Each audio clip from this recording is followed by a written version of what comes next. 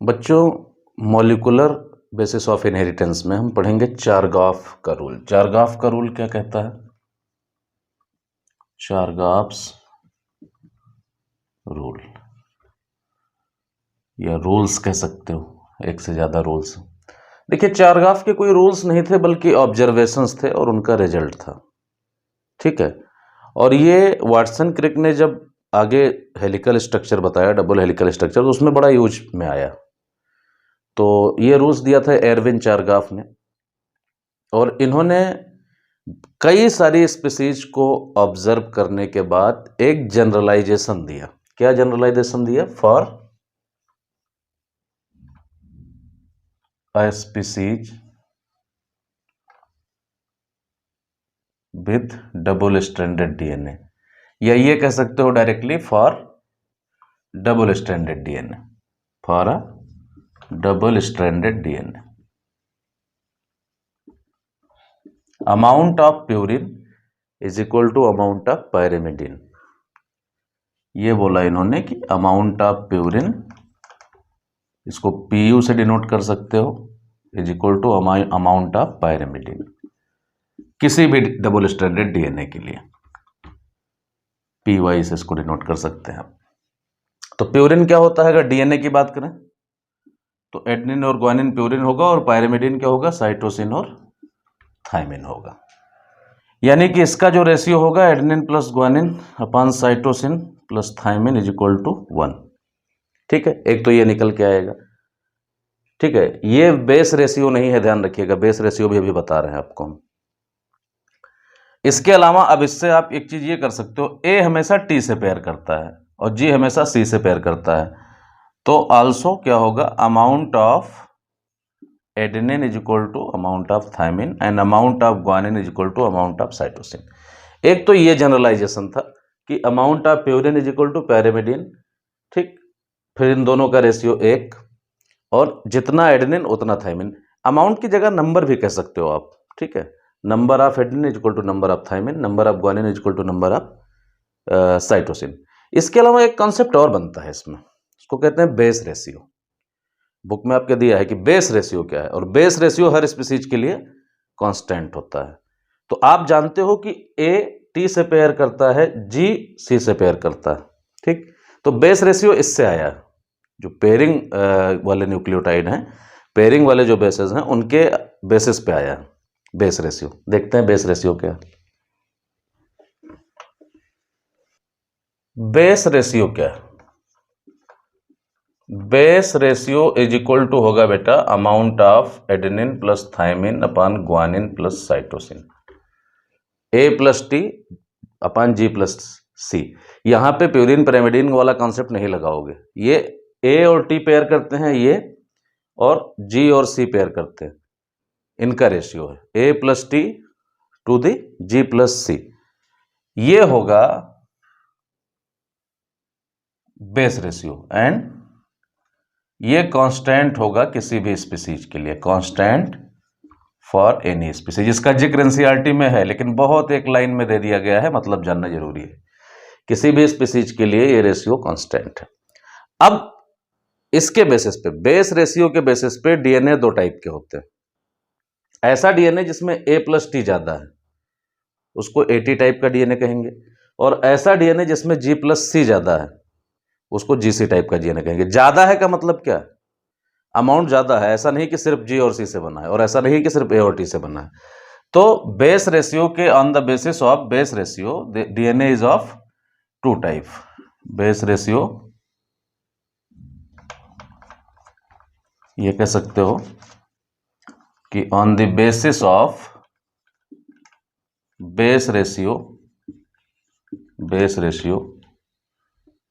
DNA में भी दो टाइप के हो सकते हैं डीएनए। कौन कौन से टाइप के हो सकते हैं? एटी टाइप का और जीसी टाइप का। ठीक है,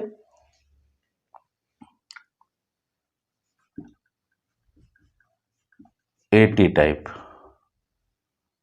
और जीसी टाइप। एटी टाइप में क्या होगा? A plus T will be greater than G plus C. मतलब a प्लस टी ज़्यादा होगा और g प्लस सी कम होगा। जब रेशियो निकाला जाएगा तो a प्लस टी ज़्यादा है, g प्लस सी कम है, तो रेशियो क्या आएगा, 1 आएगा या 1 से ज़्यादा आएगा? रेशियो आएगा 1 से ज़्यादा। ठीक है, इसका रेशियो आएगा, ratio will be greater then 1। ठीक है, a प्लस टी ज़्यादा है, g प्लस सी कम है। और ऐसा होता है अगर इन जनरल देखा जाए तो यूकैरियोटिक डीएनए, यूकैरियोटिक डीएनए में AT कंटेंट ज़्यादा होता है। दूसरा है GC टाइप। GC टाइप में क्या होगा, AT कम होगा, GC ज़्यादा होगा।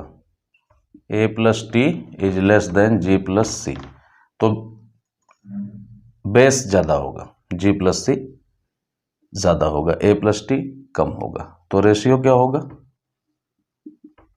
Will be less than 1। ठीक, और ये इन जनरल होता है प्रोकैरियोटिक डीएनए में। अब आप कहोगे क्या स्पीसीज का भी स्पेसिफिक होता है? हाँ, स्पीसीज का भी स्पेसिफिक होता है। इसकी जो रेंज है, जो बेस रेशियो की रेंज है, अगर रेंज की बात करें तो रेंज जो है वो 0.4 से लेके 1.9 हो सकती है। ठीक है, यानी कि 0.4 से 1 के बीच में किसका होगा, प्रोकैरियोट का होगा, और 1 से ऊपर यूकैरियोट का होगा। अब हम चारगाफ रूल से रिलेटेड एक क्वेश्चन देखते हैं। वैसे तो बहुत सारे क्वेश्चन आ चुके हैं, लेकिन एक प्रीवियस ईयर का क्वेश्चन हम देखते हैं। ठीक, देखिए सवाल है कि in sea urchin DNA which is double stranded. तो ये तो पहली बात तो चारगाफ रूल डबल स्टैंडर्ड के लिए ही लागू होगा, ये ध्यान रखिएगा, सिंगल स्टैंडर्ड के लिए लागू नहीं होगा। जहाँ सिंगल स्टैंडर्ड लिखा है तो वहाँ पे आप नॉट अप्लीकेबल या डाटा इनसफिशियंट कह सकते हो। तो sea urchin DNA which is double standard 17% of basals shown to be cytosine.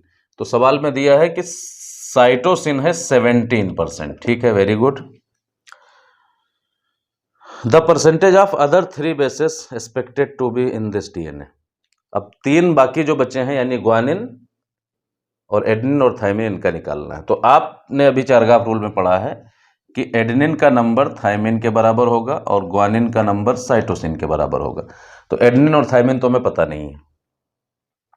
ठीक है, ग्वानिन पता है, तो ग्वानिन साइटोसिन पता है 17%, तो ग्वानिन कितना होगा, ग्वानिन और साइटोसिन बराबर होगा, यानी ग्वानिन भी 17% होगा।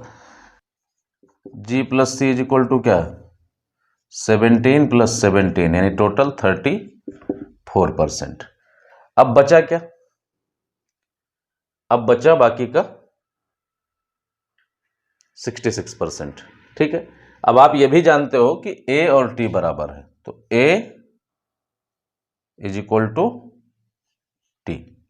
ठीक है, ये दोनों बराबर हैं और टोटल बचा कितना, 66%। तो बचा बराबर कितना बचेगा, 33 A हो जाएगा, 33% A हो जाएगा और 33% T हो जाएगा। सीधे ओरल कैलकुलेशन कर लें, ज़्यादा कुछ मेहनत करने की ज़रूरत नहीं है। तो क्या होगा, बाकी के 3 बेस क्या होंगे, G हो जाएगा 17%, A हो जाएगा 33% और T हो जाएगा 33%। इस तरह चारगाफ रूल से रिलेटेड बहुत सारे क्वेश्चंस हैं जिनको आप जनरली जो है ओरल कैलकुलेशन से निकाल सकते हो।